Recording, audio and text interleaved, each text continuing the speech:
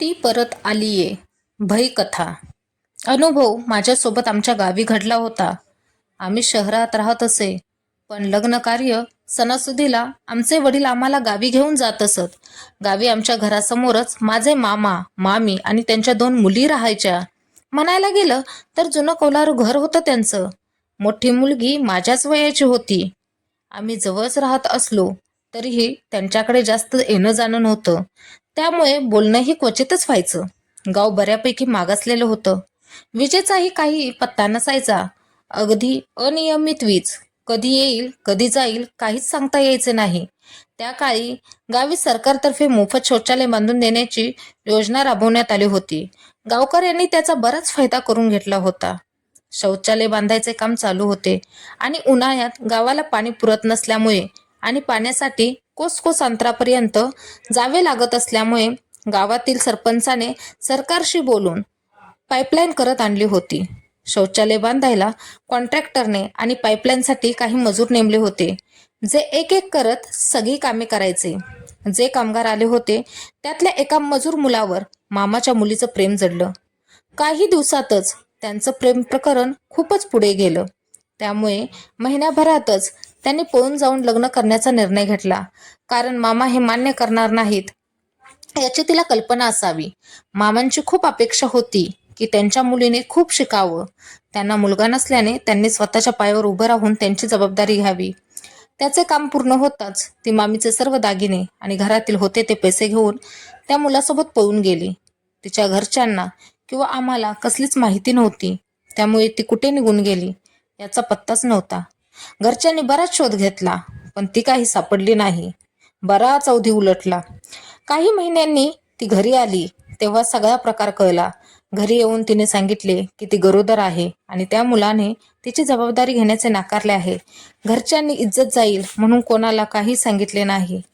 ते कामावर जात असताना घराला बाहेरून कुलूप लावून जात असत. पण यापुढे ही खूप वाईट घटना घडली. एके दिवशी मामा मामी घरी नसताना तिने गळफास घेऊन आत्महत्या केली. असा प्रकार घडल्यामुळे खरी गोष्ट पूर्ण गावात वाऱ्यासारखी पसरली. संपूर्ण गाव या गोष्टीने हादरले. काही महिन्यातच तरुण मुलगी गेल्याच्या दुःखाने मामीही हृदयविकाराच्या झटक्याने गेल्या. या सगळ्या गोष्टीला वर्ष उलटून गेले होते आणि आम्ही सगळे मामाच्या मुलीच्या लग्नासाठी गावी आलो होतो. तिच्या छोट्या बहिणीचं गावातच लग्न ठरलं होतं. लग्नाला 2 दिवस बाकी होते. त्या काळी मी गावी लवकरच उठून विहिरीवर पाणी आणायला जायचे, म्हणजे आमचा दिनक्रम ठरलेला असायचा. त्या दिवशी मी पहाटे 5 वाजता उठले, आंघोळ केली आणि पाणी भरायला काही भांडी घेऊन घराबाहेर पडले. मी आमच्या अंगणात असेन पहाटे 5 वाजले असल्यामुळे नीटसे उजाडलेही नव्हते. त्यामुळे बऱ्यापैकी अंधार होता. माहीत नाही का, पण माझं लक्ष मामाच्या घराकडे गेलं आणि मी तिथे पाहतच राहिले. त्या बांधलेल्या शौचालयाजवळ मला एक मुलगी उभी दिसली.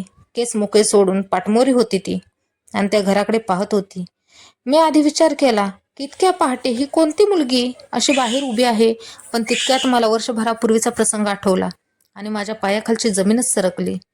अंगाला घाम फुटला. मी दबक्या पावलांनी पुढे चालत येईल मी दबक्या पावलांनी पुढे चालत आले तसे फक्त तिने तिरक्या नजरेने माझ्याकडे पाहिले. ठरली ती दुसरी तिसरी कोणी नसून माझ्या मामाची मुलगीच होती, जिने वर्षभरापूर्वी गळफास घेऊन आत्महत्या केली होती. ती जोरजोरात हसू लागली. गार गार वारा वाहू लागला. मामाच्या म्हणजे तिच्या घराकडे ती एकटक पाहत होती. मी कसलाच विचार न करता हातातली भांडी तिथेच अंगणात टाकून उलट फिरले आणि घरात पळाले. थेट येऊन अंथरुणात शिरले. सर्वांग भीतीने थरथर कापत होते. काय पाहिलं यावर विश्वासच बसत नव्हता. तिच्या हसण्याचा आवाज कानात घुमत होता. त्या दिवशी मी कोणालाच काही सांगितले नाही. संपूर्ण दिवस घरातच बसून काढला. रात्री मामाच्या घरी मेहंदीचा कार्यक्रम होता. मामाच्या मुलीच्या हातावर मेहंदी काढायची होती. माझा मेहंदीचा कोर्स झाला असल्याकारणाने मामाने मला मेहंदी काढायला बोलावले होते. पण माझी तब्येत बरी नसल्याचे सांगून मी लवकर झोपून गेले. तरीही तो आवाज रात्रभर माझ्या कानात घुमत होता. काही केल्या त्या रात्री मला झोप लागली नव्हती. ती तशीच मला दिसत होती.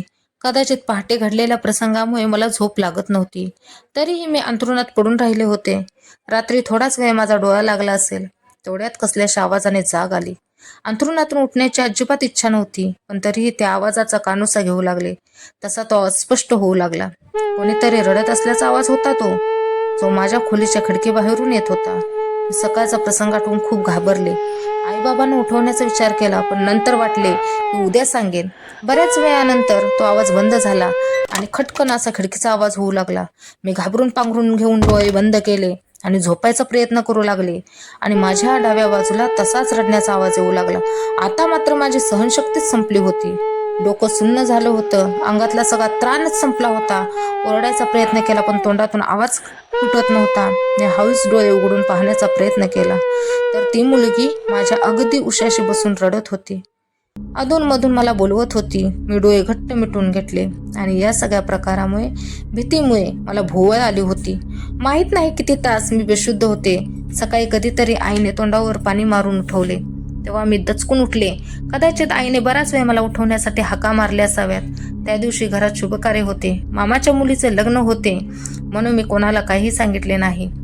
विचार केला की लग्न सोहळा पार पडला की सर्व काही सांगून टाकेन. त्या दिवशी मला काही जाणवले नाही, पण लग्न समारंभातून परतल्यावर मी आईबाबांना घडलेला सगळा प्रकार सांगितला. घडलेल्या विचित्र गोष्टी ऐकून ते सुद्धा घाबरले. आम्ही गावदेवीच्या मंदिरात जाऊन तिथल्या पुजाऱ्यांना हा सगळा प्रकार सांगितला. त्यांनी मला देवीचा अंगारा दिला आणि झोपताना उशाखाली ठेवायला सांगितला. त्यानंतर जोपर्यंत आम्ही गावात होतो तोपर्यंत मला तसं काही जाणवलं नाही, पण गावात विचारल्यावर कळलं की ती मलाच नाही तर गावातल्या बऱ्याच जणांना रात्री अपरात्री त्यांच्या घराजवळ दिसते. आज त्या गोष्टीला जवळपास 6 ते 7 वर्ष झाली, पण आजही कधी गावी गेले की त्या घराकडे पाहण्याची साधी हिंमतही होत नाही. आणि चुकून लक्ष गेलं की घडलेला सगळा प्रसंग डोळ्यासमोर जसाच्या तसा उभा राहतो. माझी कथा आवडल्यास प्लीज शेअर करा, सबस्क्राईब करा आणि बेल आयकॉनला प्रेस करायला विसरू नका.